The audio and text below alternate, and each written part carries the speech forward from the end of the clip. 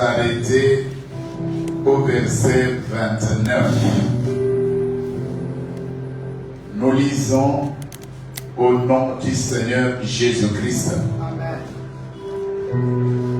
Mais vous êtes approchés de la montagne de Sion, de la cité du Dieu vivant, la Jérusalem céleste, des myriades qui forment le cœur des anges, de l'assemblée des premiers-nés, inscrits dans les cieux, du juge qui est le Dieu de tous, des esprits des justes parvenus à la perfection, de Jésus qui est le médiateur de la nouvelle alliance et du sang de l'aspersion qui parle mieux que celui d'Abel. Gardez-vous de refuser d'entendre celui qui parle, car si ceux-là n'ont pas échappé, qui refusaient d'entendre celui qui publiait les oracles sur la terre, combien moins échapperons-nous si nous nous détournons de celui qui parle du haut des cieux, lui dont la voix alors ébranla la terre et qui maintenant a fait cette promesse: une fois encore, j'ébranlerai non seulement la terre, mais aussi le ciel. Ces mots, une fois encore, indiquent le changement des choses ébranlées, comme étant faites pour un temps, afin que les choses inébranlables subsistent. C'est pourquoi, recevant un royaume inébranlable, montrons notre reconnaissance en rendant à Dieu un culte qui lui soit agréable, avec piété et avec crainte, car notre Dieu est aussi un feu dévorant.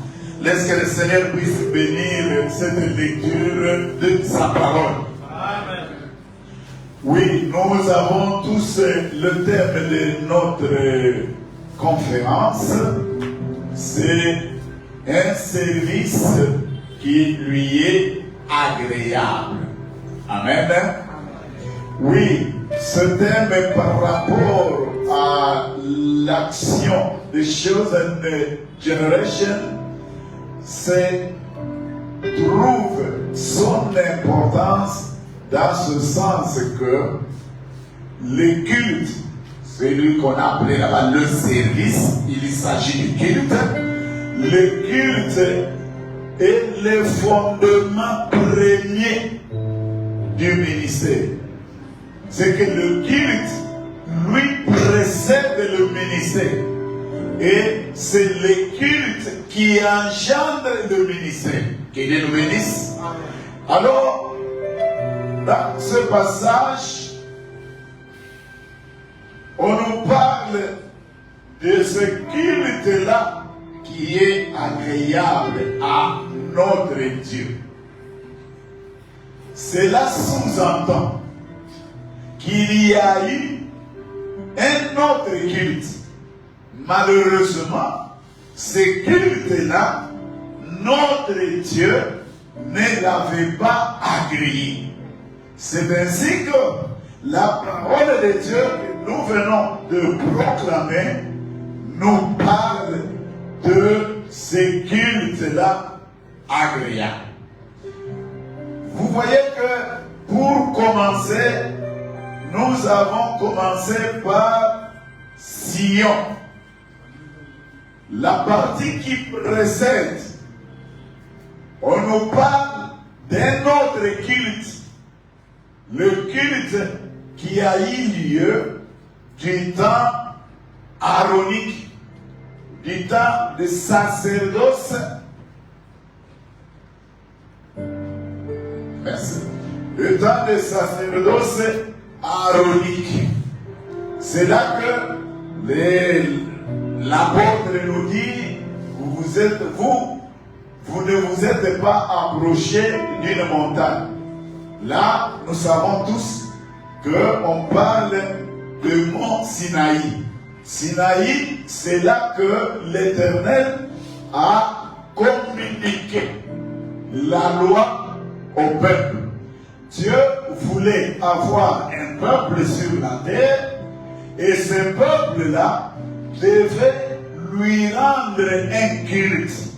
Comme Jean 4 nous dit que Dieu recherche les adorateurs.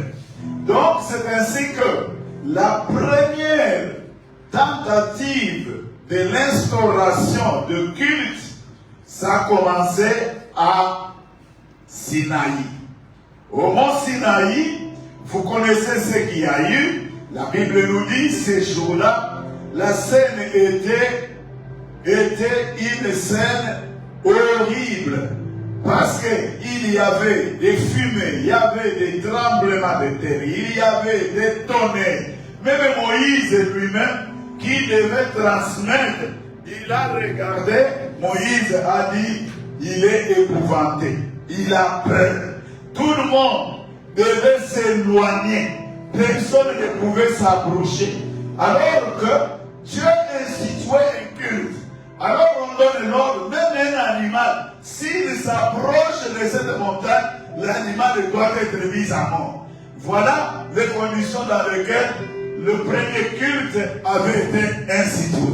Et ce culte-là représentait les sacrifices qui sont les sacrifices sanglants. Donc on devait amener des veaux, on devait amener des taureaux, on devait amener des béliers, pour venir offrir à l'Éternel Dieu comme le culte.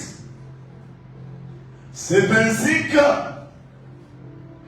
Hébreux 10 nous dit que le Seigneur Jésus, parce que c'est lui-même qui avait donné ce culte-là, quand il est venu, il a dit, ce culte-là, tout ce qui se faisait, Dieu n'a pas agréé.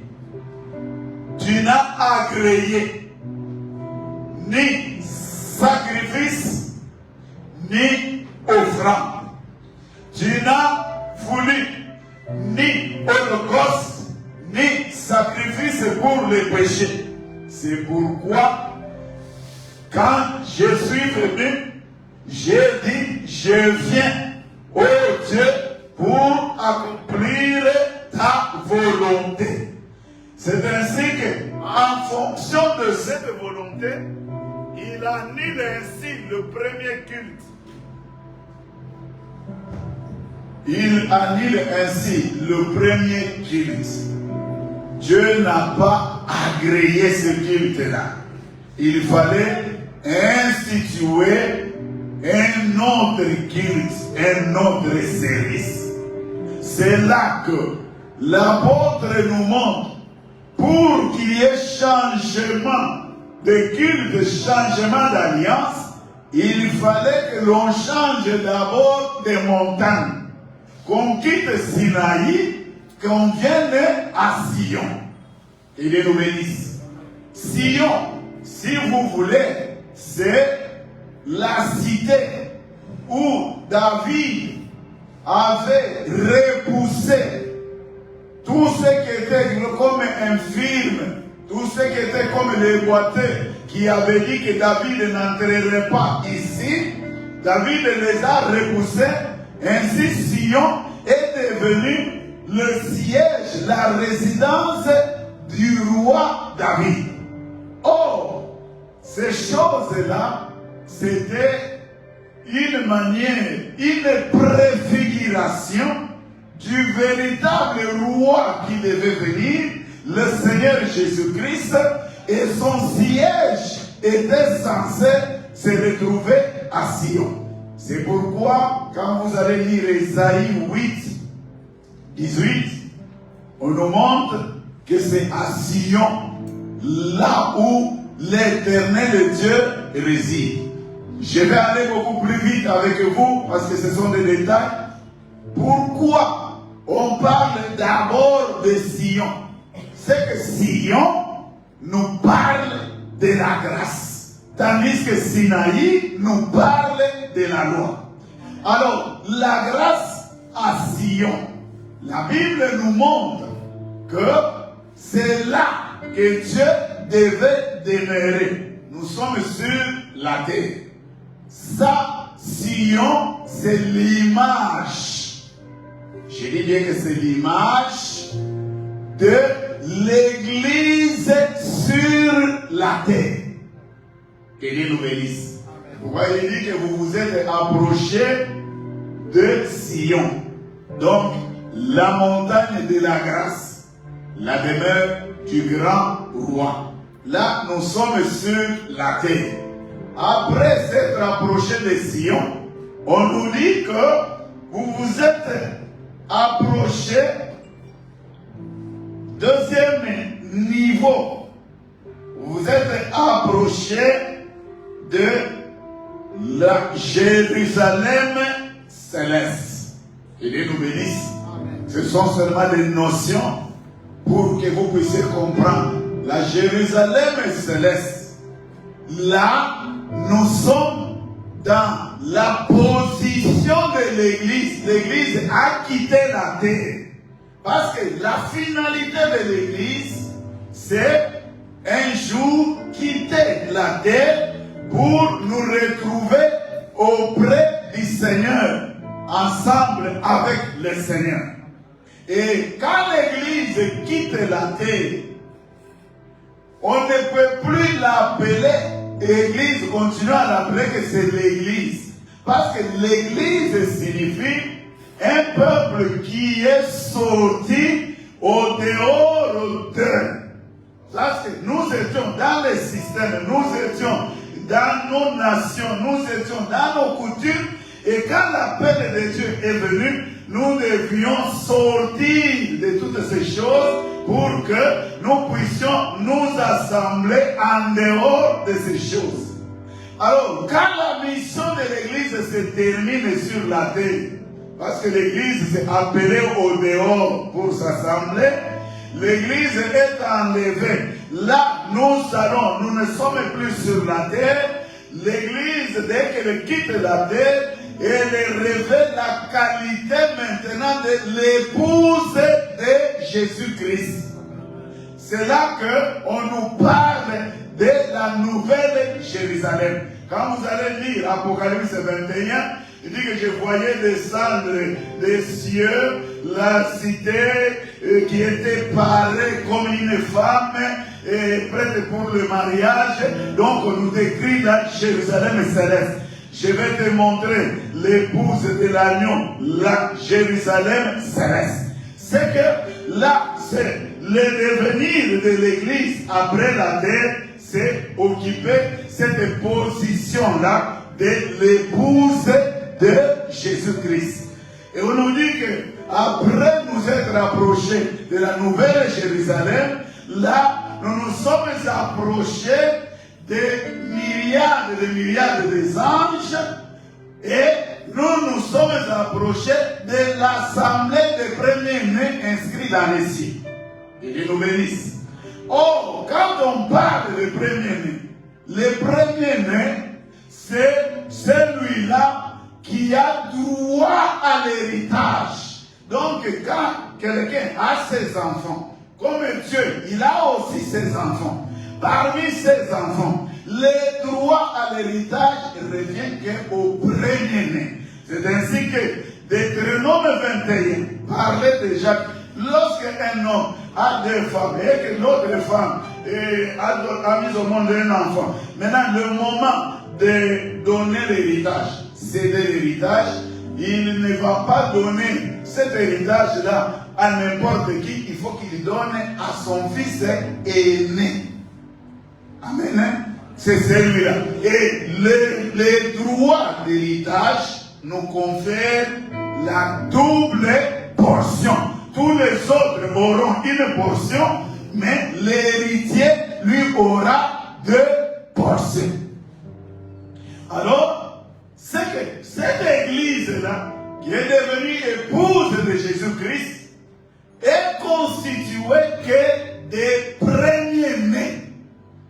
Mais ces premiers-nés-là ne sont pas inscrits dans un registre ici sur la terre, comme quand nous étions catholiques, vous allez, on vous baptise, on vient au niveau de la mission, on ouvre le registre, on écrit les noms dans ce registre là-bas, les gens qui sont baptisés.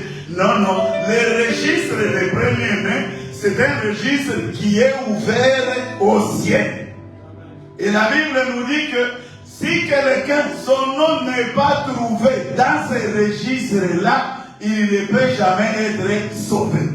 C'est pourquoi Daniel explique que tous ceux de ton peuple dont les noms seront trouvés dans ce livre de vie, ils seront sauvés.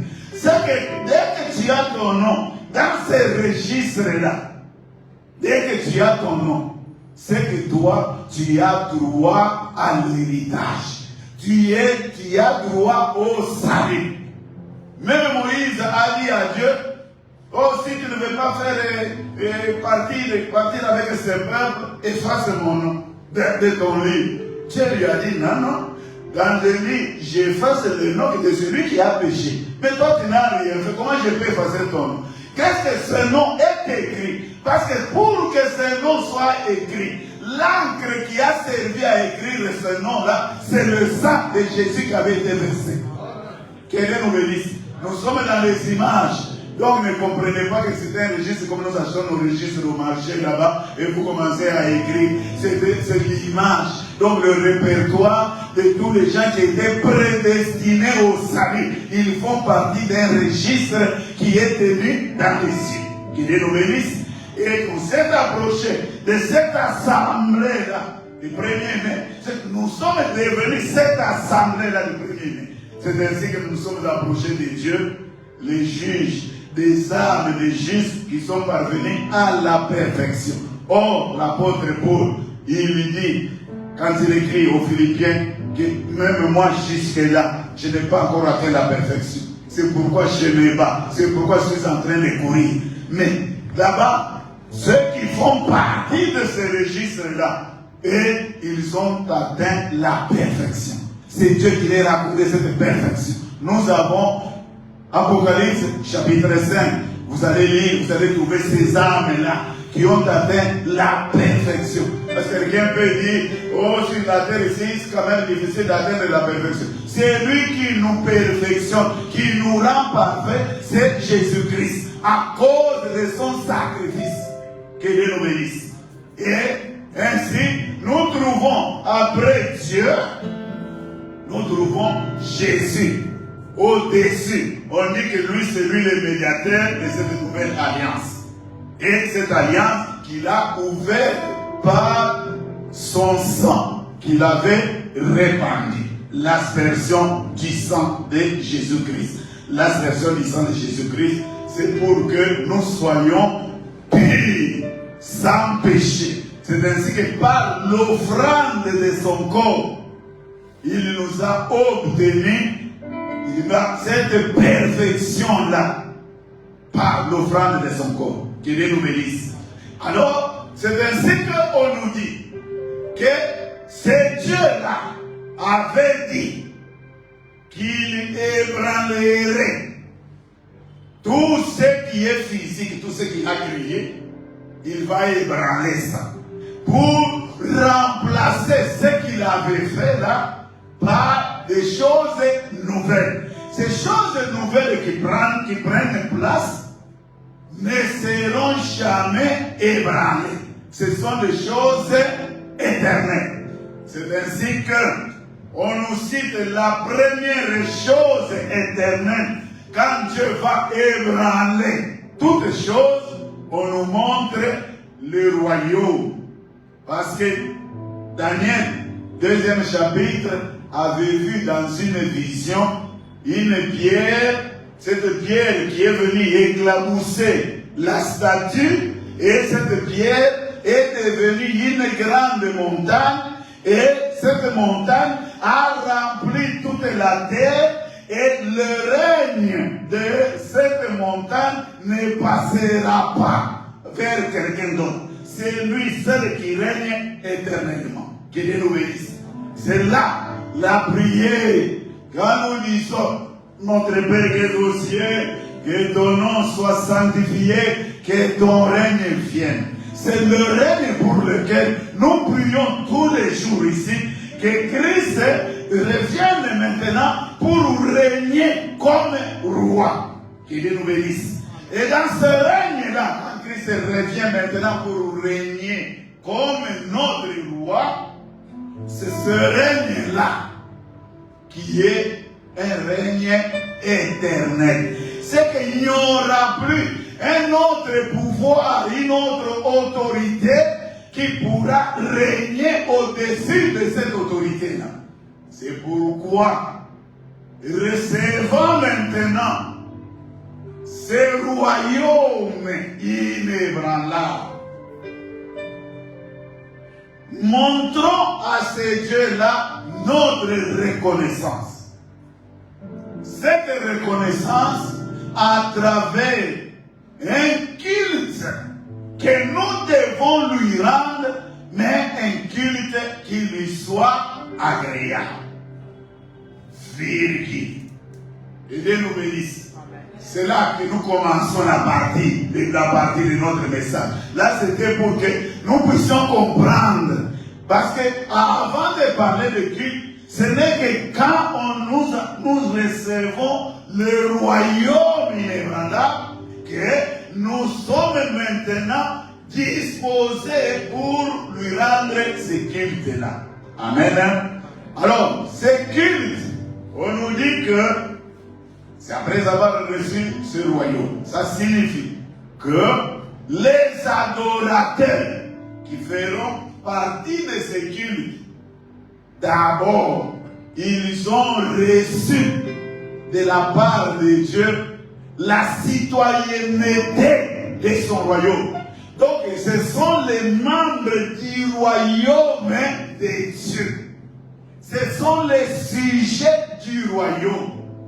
Quand on parle du sujet du royaume, ces sujets-là, ce sont eux qui sont appelés à lui rendre le culte. Et Dieu nous bénisse. Là, nous avons ce que Apocalypse a repris, que nous, toi et moi, nous sommes un royaume de sacrificateurs. Ça signifie, toi et moi, nous sommes des rois à qui on a assigné la sacrificature. Nous sommes des rois sacrificateurs. Que Dieu nous bénisse. Parce que pour rendre un culte à Dieu, pour adorer Dieu, Abraham est parti à la montagne. Il a pris son serviteur. Il a pris Isaac. Ils ont pris le bois. Ils sont allés à la montagne pour adorer. Arrivé quelque part, Abraham, il dit aux serviteurs, ainsi qu'aux ânes que vous avez amenés, qui nous aidaient comme moyen de transport. Il dit que vous, avec les ânes, vous restez ici. À la montagne, je monterai seulement avec le Fils. C'est nous deux qui devons adorer. C'est pourquoi nous avons toujours dit, l'adoration, c'est pour les fils. L'adoration, ce n'est pas pour les serviteurs, les esclaves. Qui est esclave? La Bible nous dit, tout celui, si le péché règne sur toi, domine sur toi, toi tu es esclave du péché. Que Dieu nous bénisse. Alors, nous sommes des rois. Parce que pour être roi, un roi, on ne le vote pas. Parce que les scrutins, on vote les rois. Non, non. les rois, pour être roi, il faut justifier, avoir votre père qui était roi.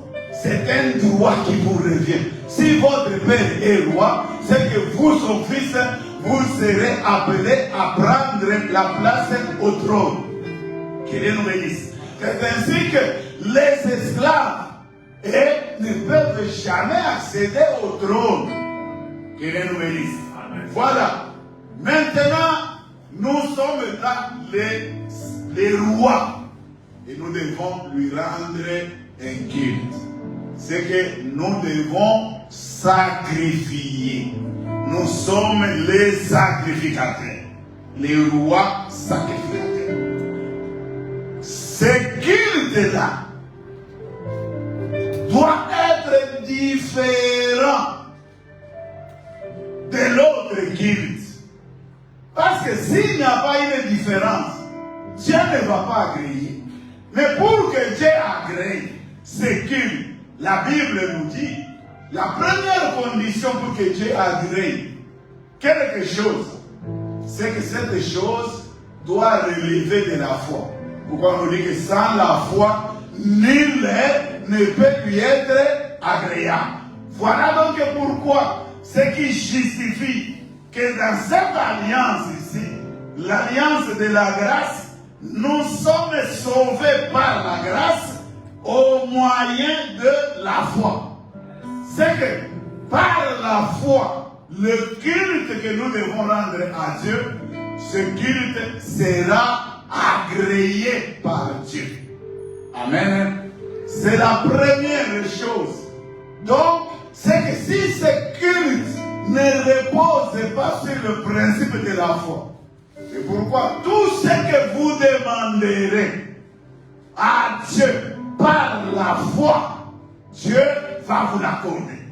La foi, c'est ce qui nous permet d'obtenir la bénédiction de la part de ces dieux-là. On n'obtient pas la bénédiction parce que nous avons des qualités ou nous en avons droit. Non, non. Nous recevons la bénédiction de la part de Dieu. C'est parce que ce Dieu-là, lui, nous a fait grâce. Nous ne méritons pas.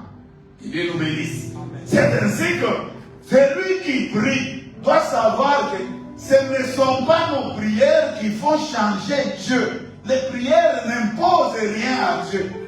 Dieu exauce la prière si elle est faite selon la foi et conformément à sa parole. Que Dieu nous bénisse. C'est le premier. Nous avons vu que ce qui est agréable, on a mis virgule. Après, on nous dit avec crainte et tremblement. Prenons les Écritures. Nous sommes dans Romains chapitre 12.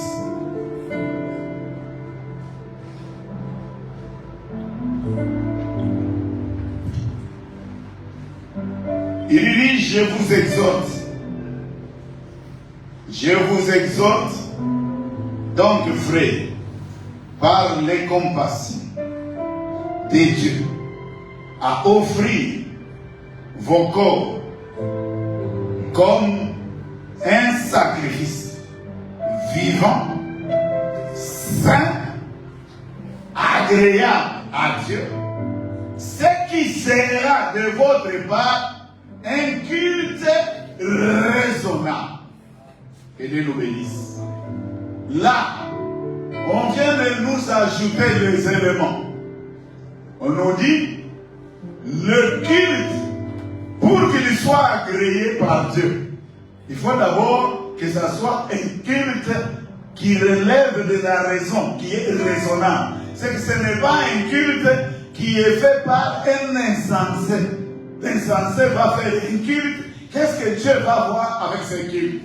C'est que pour que ce culte soit, il faut que ça soit fait par la raison. La raison, c'est le domaine de l'esprit. C'est pourquoi Éphésiens 6 nous dit, priez en tout temps, faites en tout temps, par l'esprit toutes sortes de prières. Donc, c'est que la prière, le culte que Dieu agrée, il faut que ça soit le culte qui est fait par son esprit qui agit en nous. Donc, si quelqu'un n'a pas l'esprit de Dieu, il ne peut pas rendre un culte à Dieu. Dieu n'a jamais été servi par les mains humaines. Il n'y a que son esprit. Et pourquoi la Bible nous dit que dans nos faiblesses, nous ne savons pas quoi demander.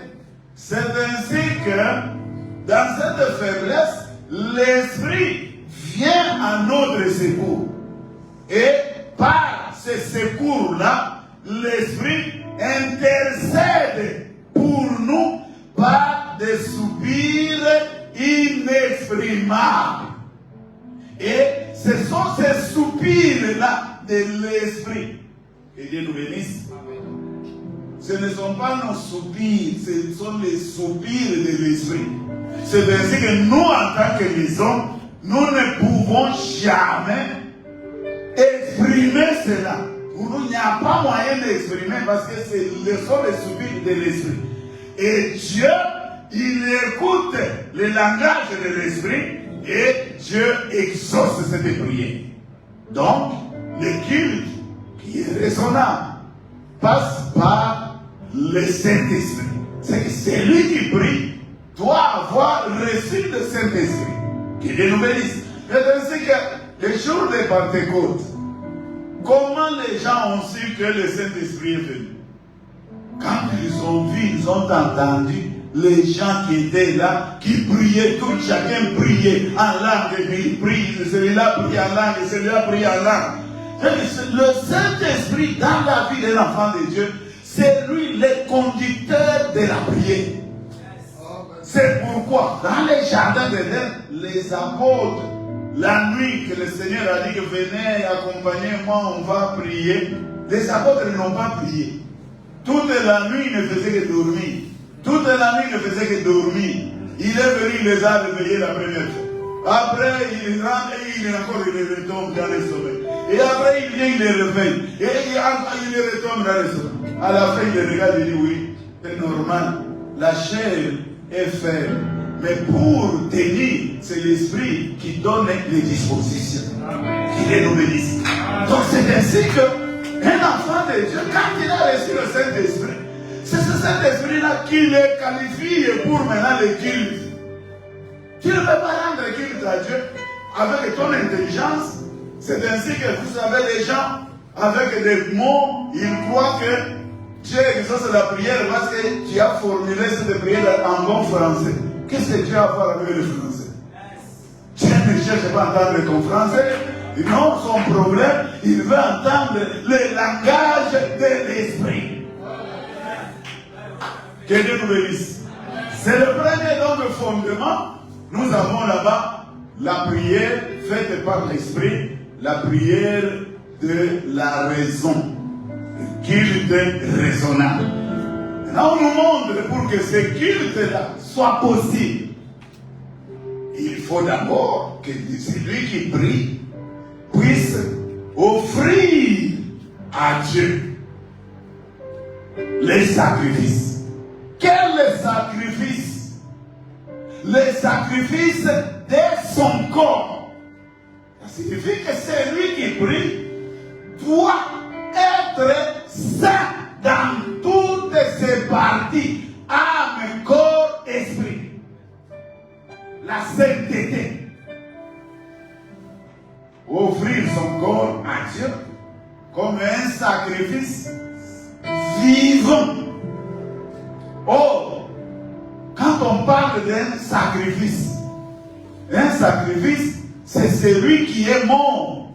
Mais ici, on dit que nous offrons à Dieu notre corps comme un sacrifice vivant. C'est que notre vie, c'est une vie consacrée à l'Éternel. Tout son corps.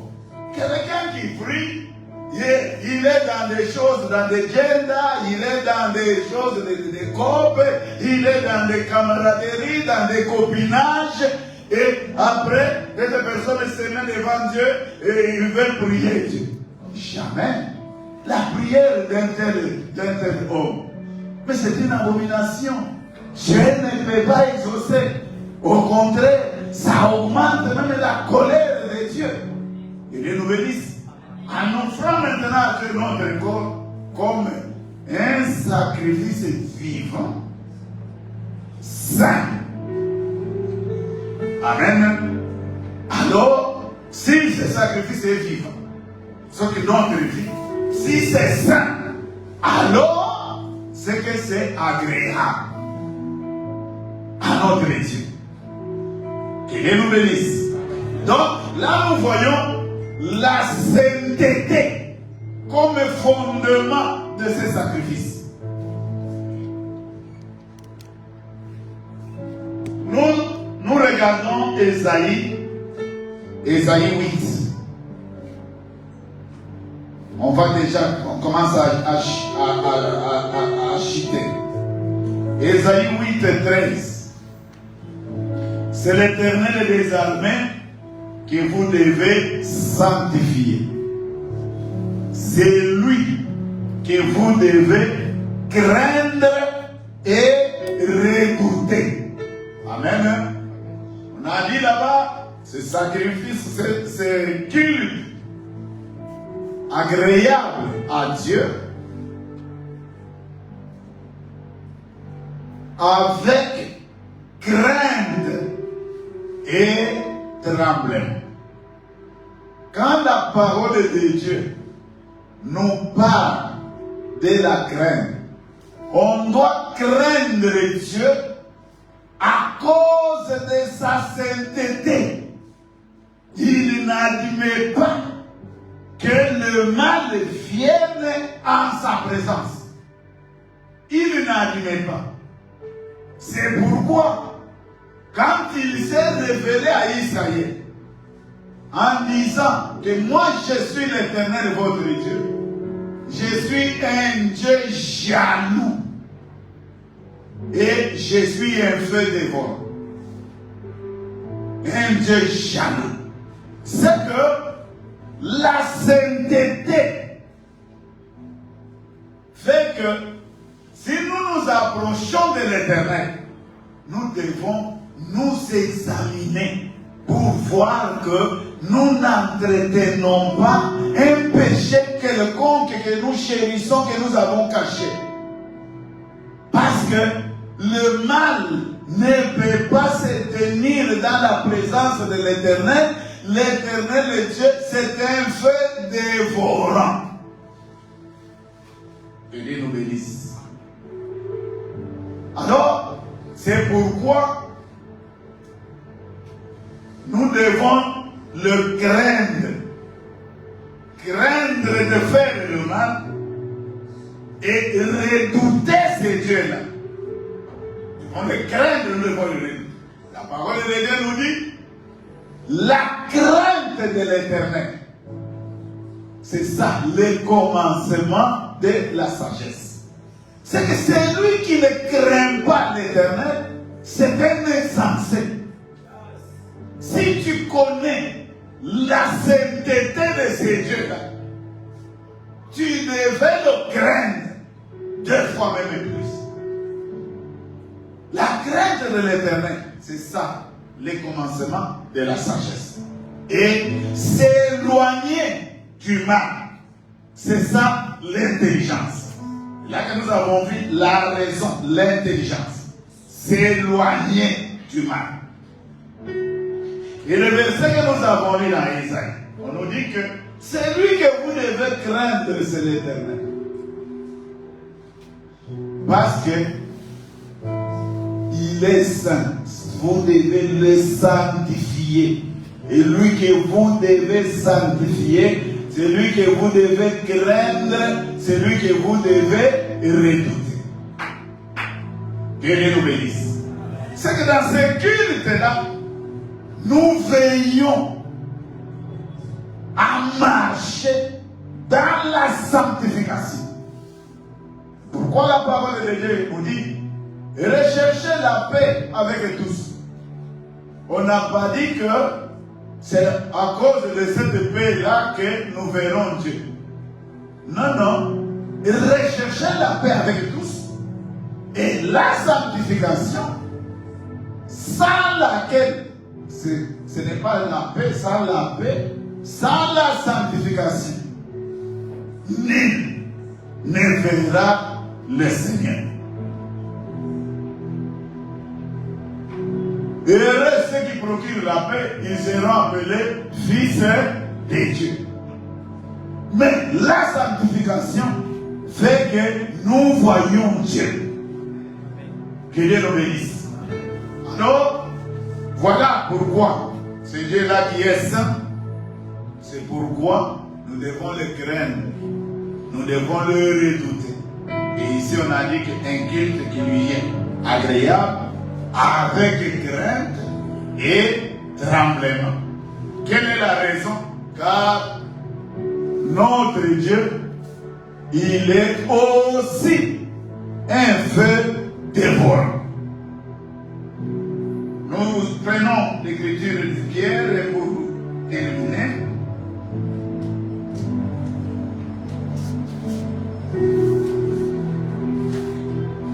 Sur la 1 Pierre, premier chapitre, le verset 17. Et si vous invoquez comme Père celui qui juge selon l'œuvre de chacun, sans exception de personne, conduisez-vous avec crainte pendant le temps de votre pèlerinage sur la terre, sachant que ce n'est pas par des choses périssables, par de l'argent ou de l'or, que vous avez été rachetés de la belle manière de vivre que vous avez hérité de vos parents. Amen. Vous serez saints, car moi, l'Éternel, votre Dieu, je suis saint. C'est que le culte actuel repose sur la sanctification. C'est ainsi que pour que Aaron puisse commencer à officier dans l'ancienne alliance, il fallait d'abord que Moïse prenne Aaron et qu'il le lave, qu'il le purifie. Et une fois qu'il a terminé, il verse sur lui, mais cette huile-là est mélangée avec le sang. Oui. Et on prend cette huile-là, mélangée avec le sang, on applique sur la lobe d'oreille, on applique sur le gros doigt ici, et sur les gros orteils. On sanctifie l'oreille. Pour pouvoir écouter la parole de Dieu, l'oreille doit être circoncise, doit être sanctifiée. L'oreille qui n'a jamais été sanctifiée, quand la parole de Dieu vient, on n'entendra que des tonnerres et des grondements, on ne comprendra rien. Mais quand l'Éternel parle, la première chose, il doit sanctifier l'oreille pour que l'oreille puisse recevoir la parole de Dieu. Or, pour que toi tu pries, tu ne peux pas prier si tu n'as pas reçu la parole de Dieu. C'est pourquoi, pour la sanctification, tout est sanctifié. Un, c'est par la parole. Deux, par la prière. Parce que c'est la parole qui sanctifie même la prière. Que Dieu nous bénisse. Donc c'est la parole qui sanctifie la prière. la prière ne sanctifie pas la parole. Pour que Dieu agrée la prière, il faut que la prière soit conforme à sa parole. Que Dieu nous bénisse. C'est ainsi que dans ce culte-là, le culte par l'esprit, ce que nous faisons, nous ne le faisons pas comme du temps de Moïse. Moïse descend de la montagne, il se rend compte que son visage brille. Parce qu'il a été dans la présence de Dieu. Le temps que Moïse passe, il se rend compte que cette gloire est en train de faner, est en train de diminuer. Alors, qu'est-ce que Moïse fait? Pour que le peuple puisse savoir que Moïse a toujours suivi la gloire de Dieu, il va prendre un voile, il va cacher. Parce que cette gloire ne pouvait pas résister sur la face de Moïse tant que Moïse s'est éloigné de la présence de l'Éternel. C'est dans la présence de l'Éternel que cette gloire devait se renouveler.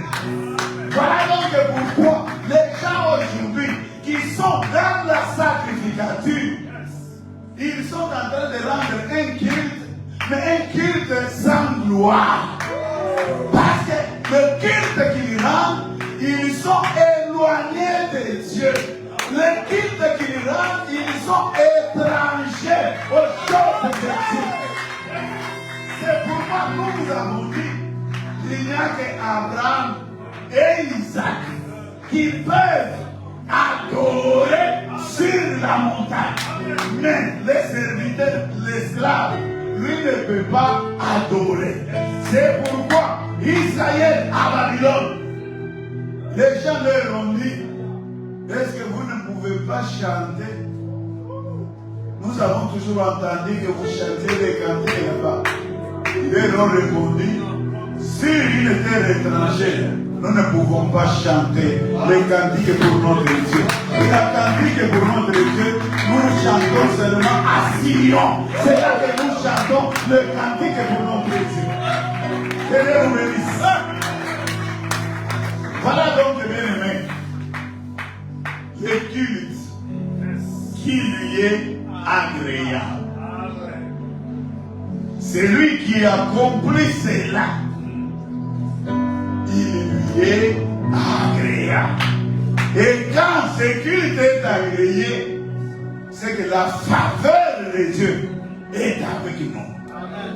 Mais si le culte n'est pas agréé, il est impossible d'obtenir la faveur de notre Dieu. Voilà donc, bien aimé, quelques notions sur le culte qui lui soit agréable. Et nous nous disposons pour d'éventuelles questions, d'éclaircissement, si questions il y a, et avec la grâce de Dieu, nous veillerons y répondre. Que Dieu vous bénisse.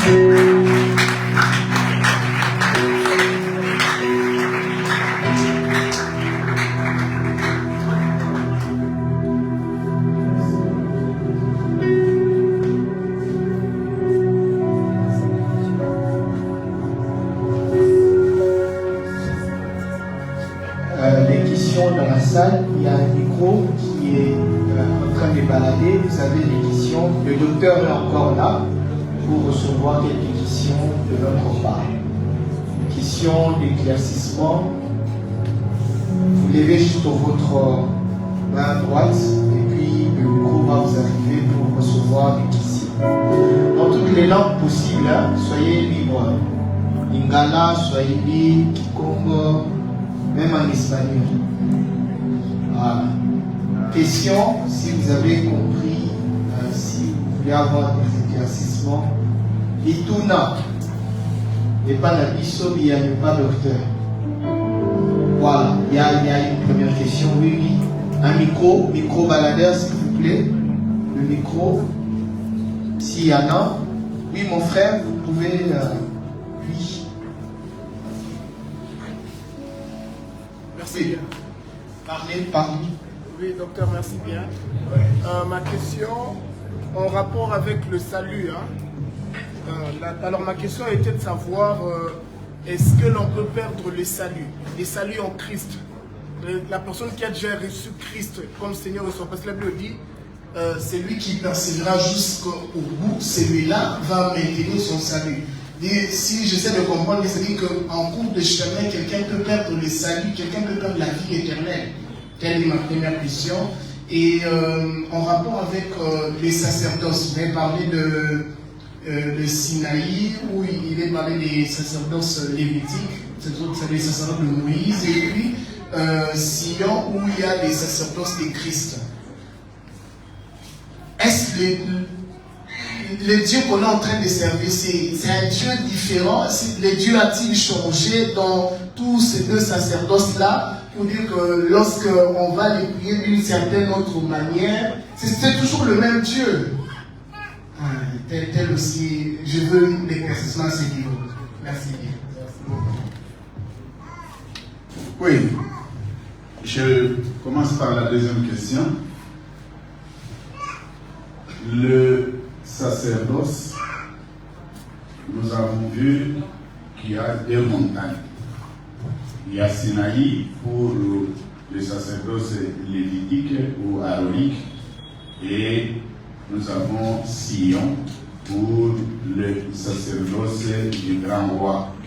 La parole de Dieu dit que c'est à Sion que j'ai institué, que j'ai intronisé mon roi à Sion.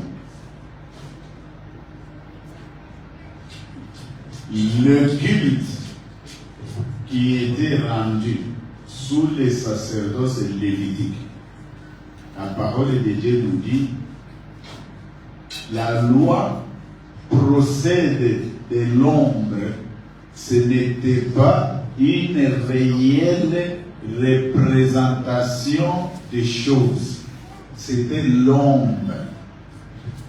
Mais la réalité de cette ombre-là, c'est avec Christ ou bien en Christ. Là, on nous a présenté la sainteté de Dieu quand la loi était promulguée. Et pourquoi personne ne pouvait même s'approcher, même pas une lettre. On nous présente la sainteté de ces dieux-là. L'homme maintenant est appelé à s'approcher maintenant pour lui rendre les cultes. Or, l'homme se rend compte que son état, il est dans un état souillé par le péché. C'est qu'il ne peut pas s'approcher de Dieu. Alors, c'est ainsi que dans l'ombre, on dit non, si tu vas t'approcher de Dieu, il faut que tu puisses aller chercher un sacrifice sanglant. Ça peut être une brebis, ça peut être une chèvre, ça peut être un veau, etc. Comme ça, on prendra le sang de cette victime-là, on va vous asperger pour que Dieu vous pardonne, et le reste de sang, on va mener dans les lieux très saints pour présenter devant Dieu. On présente ce sang pour dire que la victime, celle qui avait péché, a été tuée, voici son sang. Alors, comme ça, Dieu, tu peux maintenant pardonner parce que le châtiment a été reçu. Mais là, ce n'est pas la personne qui a été tuée, c'est un substitut, c'est un animal. C'est ainsi que la Bible nous dit que les sangs des boucs et des taureaux ne pouvaient jamais enlever, ôter le péché. Ça ne servait qu'à couvrir seulement le péché. Le péché était toujours là. Comme le péché était toujours là, les sangs n'ont pas pu faire partie de ce péché. C'est pourquoi il fallait un sang plus excellent qui était capable de faire partir le péché. C'est là que Jean-Baptiste va intervenir pour présenter au peuple d'Israël, cette fois-ci, voici le véritable agneau que Dieu a choisi pour la rémission de vos péchés. L'agneau est là. Et quand il le regarde, il voit un homme qui est en train de marcher, qui vient vers les jeunes. C'est lui Jésus que Dieu avait, avant la fondation du monde, prédestiné pour qu'il soit une victime expiatoire, pour expier, pour réparer les péchés des hommes ont commis. Parce que l'âme qui pêche devait mourir. C'est ainsi que lui, sans avoir péché, il a accepté de mourir pour les péchés. C'est ainsi que Hébreu nous dit, par sa mort, il nous a alors ouvert le chemin, la voie, pour que nous entrions dans la présence de Dieu. Avant sa mort, le chemin pour la présence de Dieu était fermé. Et c'est ce qui justifiait tous ces sacrifices-là. Malgré que les gens menaient ces sacrifices, il n'y a que les souverains sacrificateurs qui entraient une fois par an. Les jours des expiations, il entrait dans la présence de Dieu, dans le Saint des Saints. Une fois. Pour dire que tout le reste ici, ils avaient péché, ils ne devaient pas bénéficier la gloire de Dieu, c'était privé la gloire de Dieu. Les sangs là ne faisaient que couvrir pour un temps. Et quand le sang le plus précieux est arrivé, alors le péché a été expié et Dieu a pardonné le péché. C'est ainsi que, signe que Dieu a pardonné, il a pris son esprit, il nous a donné. Et là, nous sommes devenus ses enfants. Si déjà nous nous mettons d'accord là, la deuxième question pour savoir si celui qui est sauvé, qui a accepté Jésus peut perdre le salut, je te dirais que celui qui est sauvé ne peut pas perdre le salut. Celui qui est sauvé ne peut pas perdre le salut. Le Seigneur dit ceci. Je vais les garder. Tous ceux-là qui ont cru en lui, il les a gardés dans sa main puissante. Personne ne peut les ravir dans personne.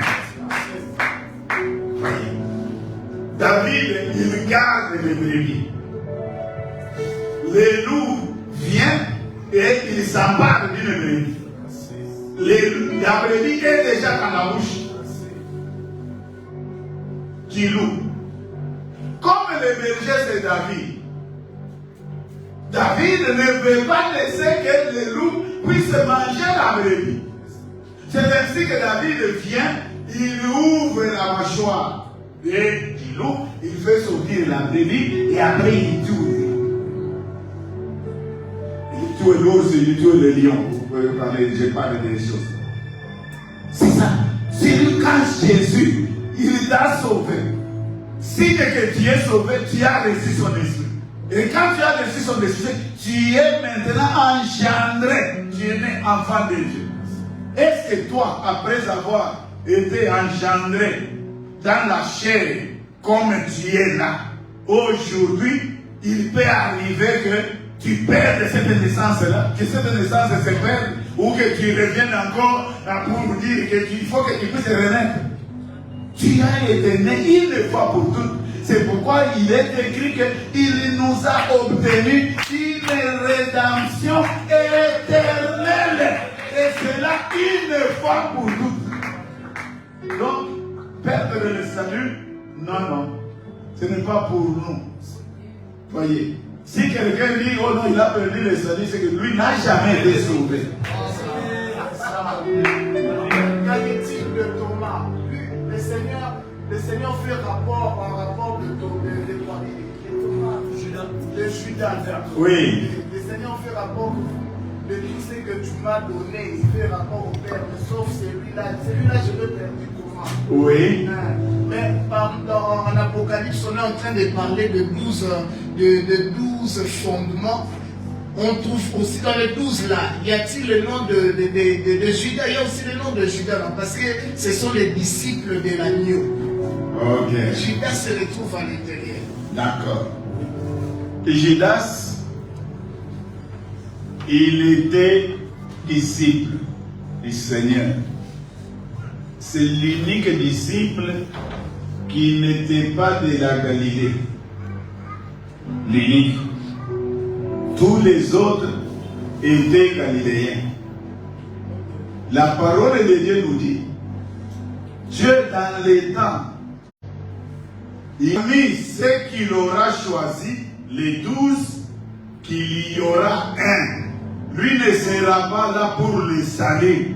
Lui sera là pour que la parole, l'écriture puisse s'accomplir. C'est lui par qui le Fils devait être trahi et mis à mort. C'est ça le rôle de Judas.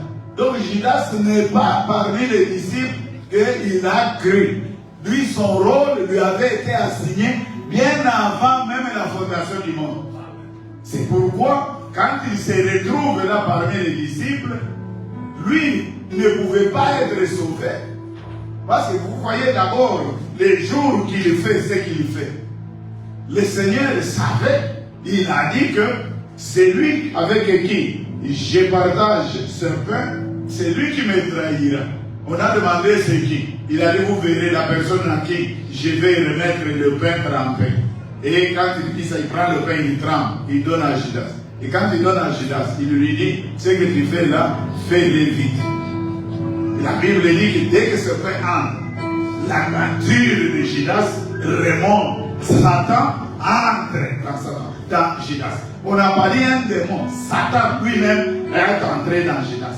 Donc, Judas était disciple de Satan pour accomplir ce que les Saintes Écritures avaient déjà déterminé.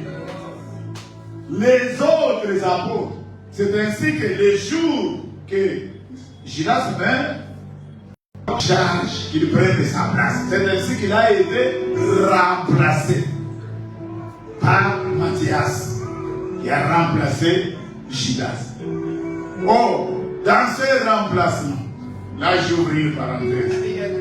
Dans ce remplacement, et quand ils les remplacent, ils ont lu une écriture.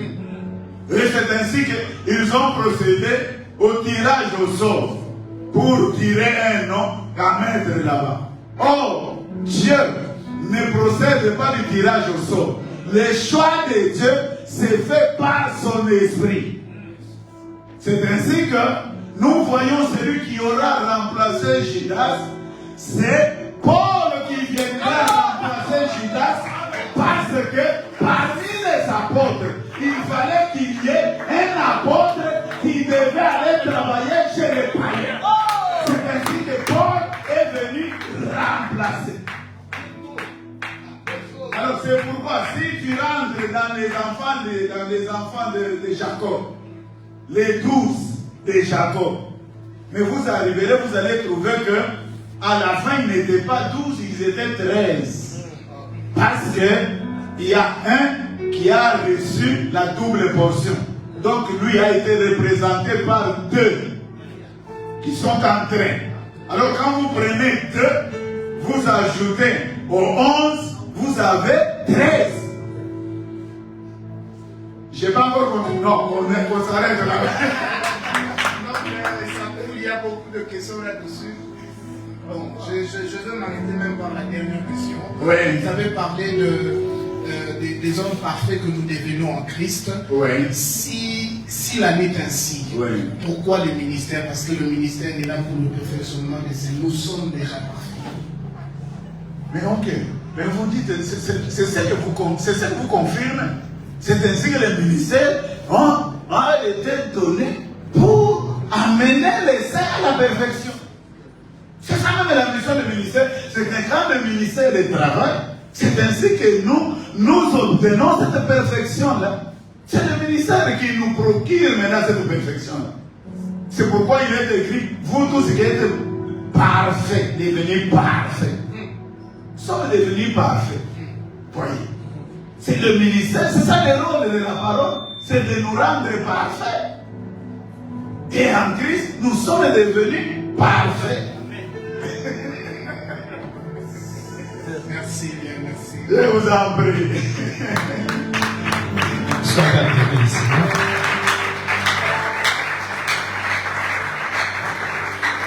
Le temps nous fait défaut. Nous pouvons avoir que deux questions, deux dernières questions. S'il y a une sœur qui est ici, on va équilibrer la salle. Une sœur qui a aussi des questions. La parité. Voilà. Une sœur. Les sœurs ont compris le docteur. Voilà. Oui, la question. Oui, là derrière. Voilà. Oui, mon frère. Voilà. Avancez avec votre sourire. Bonjour tout le monde. Bonjour. Ma question est celle-ci. Vous avez parlé de Judas. Je voulais au moins savoir, mais c'est que Judas était prédestiné à aller en enfer. Ouais, ouais. J'ai une deuxième question. Vous avez parlé du salut. Oui. Vous avez dit qu'un chrétien ne peut pas perdre son salut. Oui. C'est-à-dire c'est comme un gage. Le fait de recevoir Jésus nous donne la garantie d'aller au ciel. Oui. Quoi que nous vivions mal, ou quoi que nous faisons de mauvaises choses, nous sommes garantis d'aller au ciel. Tu vis dans les péchés, dans les désordres, tu vis dans tout ce que tu veux faire, et tu as la garantie que demain tu vas au ciel. Ah, merci beaucoup pour la question. Vous avez parlé de la garantie. Quelle est cette garantie-là, ce gage-là? C'est le Saint-Esprit qui nous a donné. Ok. Ça, le gage pour notre rédemption.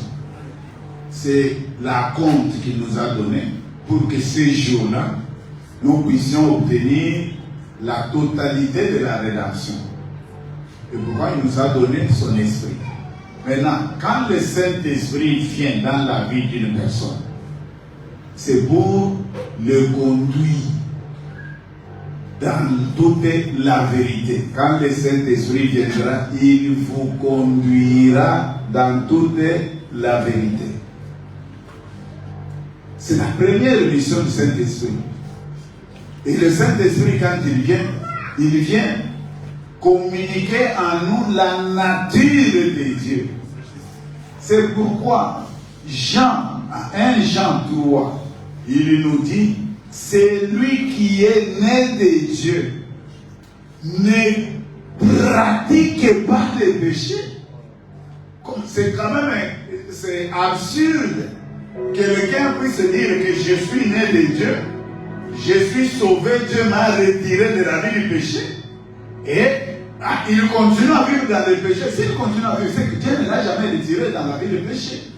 C'est pourquoi, pour que nous ne tombions plus, il a dit que je ne vous laisserai pas seul, je vais vous donner le paraclet, le consolateur qui sera avec vous. C'est pourquoi l'enfant de Dieu, si moi je vis, ce n'est plus moi qui vis, c'est Christ qui vit en moi. Si Christ vit en moi, nous sommes appelés chrétiens. Chrétien signifie quoi? C'est lui qui est comme un Christ. On ne peut pas parler, si quelqu'un dit il fait ce qu'il veut, il fait ceci, il fait ceci. Il n'est pas chrétien. Il n'est pas chrétien. Le chrétien, c'est lui qui vit comme un Christ. Mais si lui vit ce qu'il vit là, il n'est pas chrétien. Voyez, à ce moment-là, donc il ne peut même pas aller au ciel. Et quand on parle du méchant, le méchant, la Bible nous dit le méchant est égaré, c'est depuis le ventre de sa mère qu'il est déjà égaré.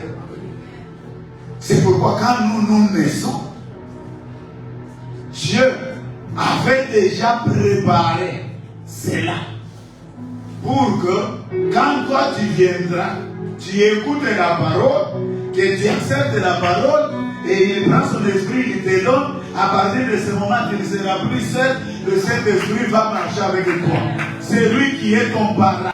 Et à ce moment, si il peut arriver que on puisse commettre un péché, le fait que le Saint-Esprit est avec nous, la première chose, le Saint-Esprit met en nous l'esprit de repentance. Tu regrettes ce que tu viens de faire, ce n'est pas normal. Un enfant de Dieu ne peut pas faire ça. Ainsi, quand le Saint-Esprit met cette charge dans le cœur, l'enfant de Dieu, il se répand. Et pourquoi Dieu a dit, j'ai trouvé dans la maison d'Israël l'homme selon mon cœur. L'homme selon son cœur, David, quand on lui annonce le péché qu'il vient de commettre, la première chose, David, il se répand. Quand on se répand, ça signifie qu'on ne peut plus revenir sur ce qu'on s'était repenti. Si on revient sur ce qu'on s'était repenti, c'est qu'on n'est pas chrétien, on est un chien. Parce que le chien est retourné à ce qu'il avait vomi. La trouille l'avait et retourné se vaudrait dans la boue. Donc, le vivre, quelqu'un qui est chrétien ne peut plus vivre avec. Si tu lis Romains 6, la Bible dit pécherions-nous parce que nous sommes sous la grâce. Il dit non. Comment quelqu'un sous la grâce? Parce que sous la grâce, tu n'es pas seul. Dieu t'aide, Dieu t'assiste.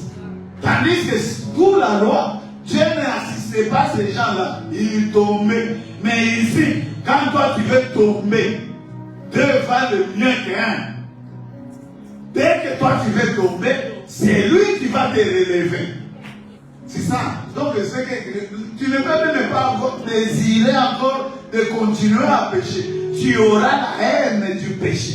C'est ça, quand le Saint-Esprit vient à nous, il met en nous la haine du péché. Mais quelqu'un qui dit qu'il a le Saint-Esprit et il vit dans le péché et après il dit qu'il ira au ciel, oh non. C'est comme il y a un musicien là qui a dit que si ces chantres-là entrent au ciel, moi aussi je vais entrer. Oui, c'est normal.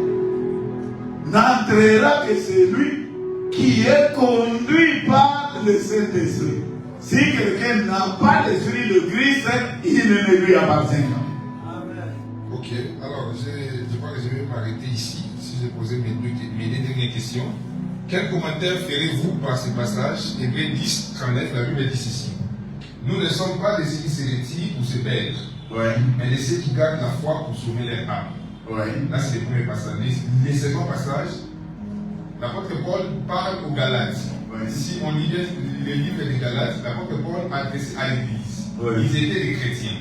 Mais il leur pose la question, qui vous a appris à rentrer en arrière, vous qui courez si bien? Ces gens-là n'étaient pas chrétiens.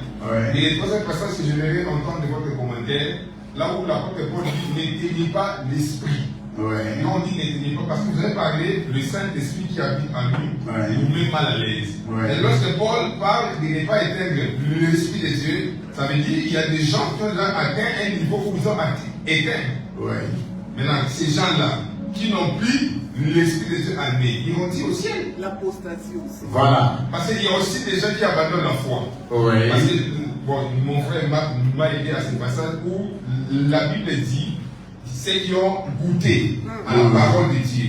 S'ils rentrent en arrière, il n'y a plus moyen qu'ils reviennent. Maintenant, ces gens-là ne sont pas des chrétiens, mais ceux qui n'hériteront pas le royaume. Pourquoi? J'aimerais avoir un peu d'éclaircissement par rapport à cela. Ok. Le livre des Hébreux, le thème principal dans le livre des Hébreux, on est en train de comparer les deux sacerdoces. Sacerdoce lévitique et sacerdoce de Christ. Ce que l'on compare. L'apôtre, quand il parle, même dans les textes que nous avons lus ici, les Hébreux, et ils avaient connu la loi. C'est comme ça que certains parmi eux se cramponnaient en disant que non, nous ne pouvons plus changer, nous gardons ce que Moïse nous a dit. Et pourquoi l'apôtre, quand il parle, il compare Moïse et Jésus pour leur montrer la supériorité de Moïse par rapport à Jésus. Il prend Jésus, il le compare avec Aaron pour montrer la supériorité du sacerdoce de Jésus, un sacerdoce non transmissible, tandis que l'autre est empêché par la mort. C'est ainsi que, en comparant les deux, les Hébreux qui veulent continuer avec la loi de Christ, c'est le même problème qui s'est produit dans l'église de Galatie. Quand les gens sont partis là-bas pour dire non, pour être sauvés, il faut aussi pratiquer ce que Moïse nous avait demandé de pratiquer, la circoncision. C'est ainsi qu'on a dit que si vous pratiquez ces choses là-bas, Christ ne vous servira plus de rien. Vous êtes privé de la grâce. Donc on ne peut pas mélanger la grâce et la loi. C'est pourquoi lui, l'apôtre, il dit que quant à nous qui avons reçu la grâce, nous ne sommes pas de ceux-là qui se retirent pour se perdre, parce que nous avons la foi. C'est cette foi-là qui nous assure le salut de nos âmes. Tandis que les autres dont il parle, ce sont les Hébreux. Ce ne sont pas les chrétiens, ce sont les Hébreux. Ce sont eux qui rejettent cette grâce-là, qui veulent se cramponner à la loi de Moïse, croyant que la loi de Moïse, c'est ça qui va les sauver. Alors c'est pourquoi, vous voyez que même quand il écrit aux gens de Galates, il dit que vous êtes sauvés par la grâce au moyen de la foi, et non par les œuvres qui viennent de la loi. Ça ne sauve pas. Alors, quand il parle au niveau de ceux qui ont fait naufrage à la foi. Nous avons, l'apôtre nous montre dans ses écrits, nous avons deux personnes, Philette et Hyménée. Voyez, quand nous allons à Samarie, nous trouvons Simon le magicien. Ce sont les gens qui prétendent être des chrétiens. Mais en réalité, ils ne sont pas des chrétiens.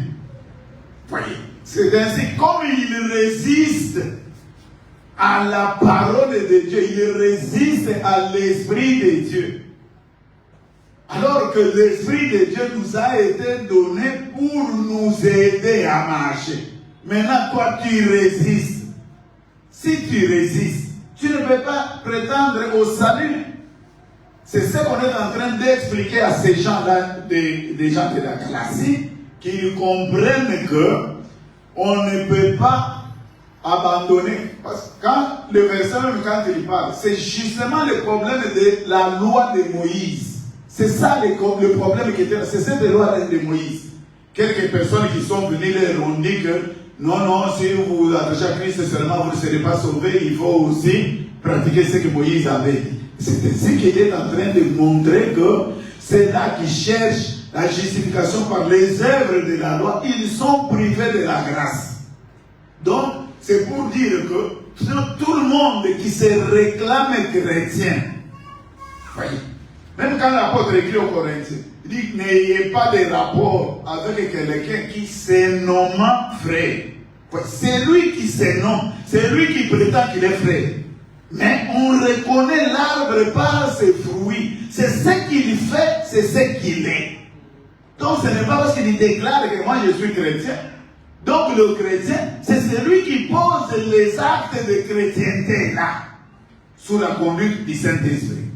Alors, éteindre le Saint-Esprit.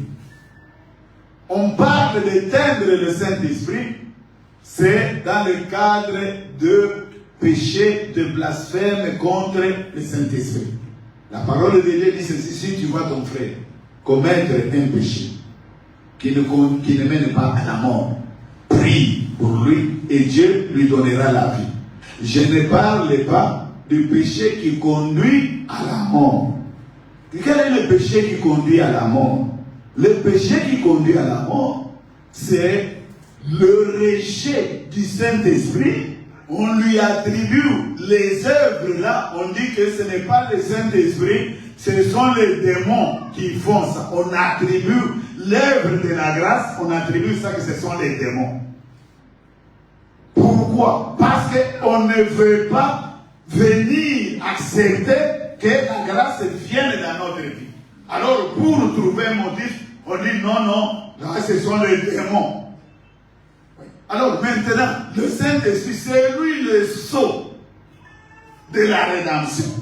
Maintenant, quand toi, tu le renies, tu le blasphèmes, alors le Saint-Esprit viendra faire quoi encore dans ta vie? Il t'abandonne.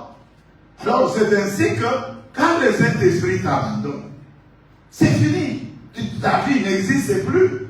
C'est pourquoi la préscience, tout ce qu'il avait connu d'avance, la préscience de Dieu. On nous donne l'exemple de deux enfants. Les enfants d'Isaac, Jacob et Esaü. Ils sont dans le sang de leur maman.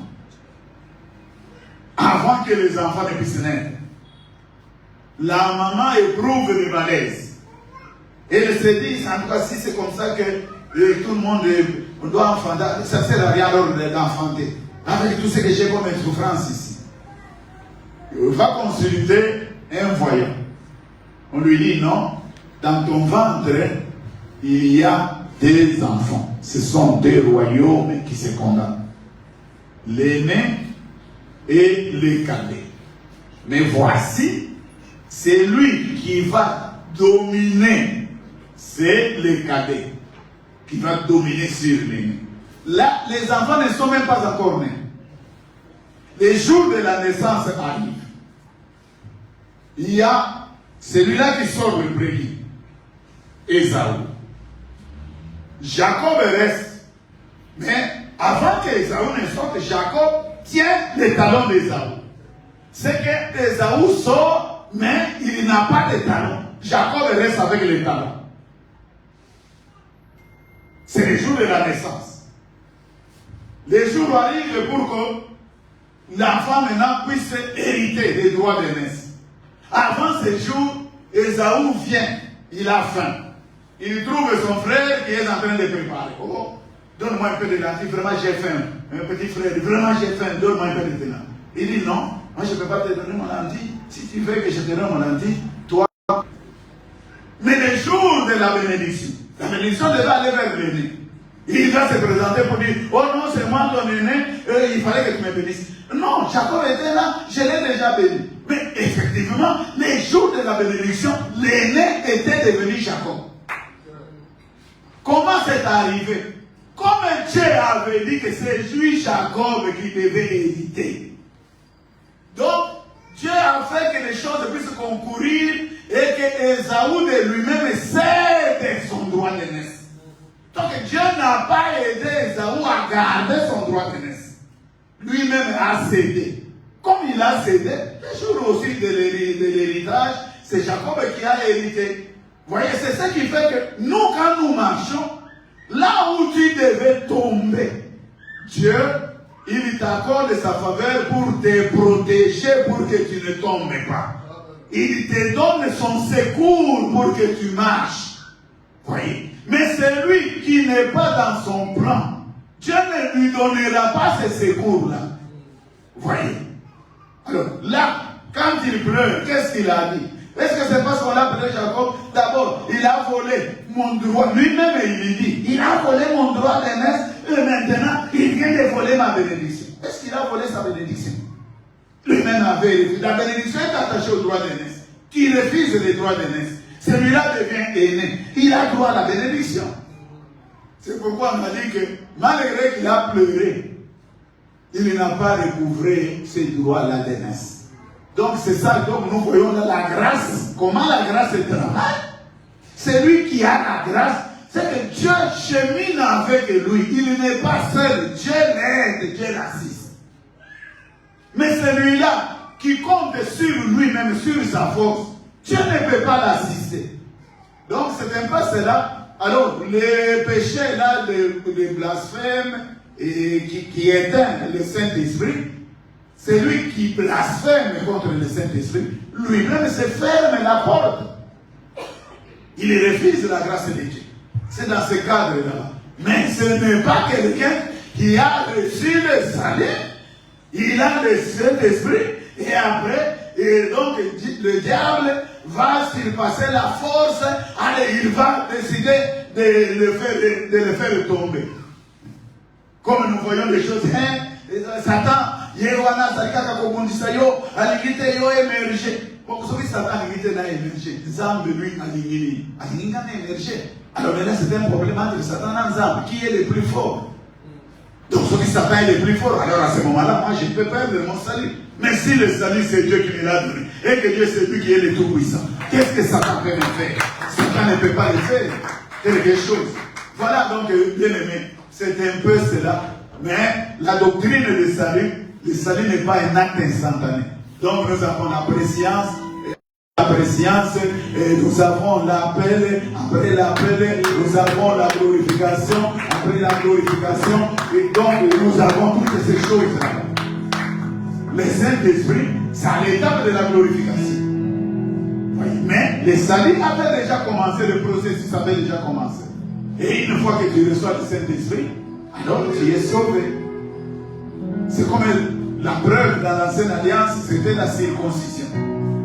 Est-ce que si tu es circoncis, comme tu es là, tu peux te réveiller un matin, tu te retrouves que tu n'es plus circoncis? Non, la circoncision, c'est un acte unique. C'est que quand Dieu te sauve, il te sauve, c'est une fois pour toutes. Tu ne peux pas te retrouver demain que non, je n'ai plus le salut, j'ai perdu le salut. Le salut, c'est lui, Dieu, qui nous réserve son salut, c'est lui qui nous donne son salut. Il nous protège, il protège l'héritage pour nous. L'héritage est gardé, nous, les héritiers sont gardés par la main puissante de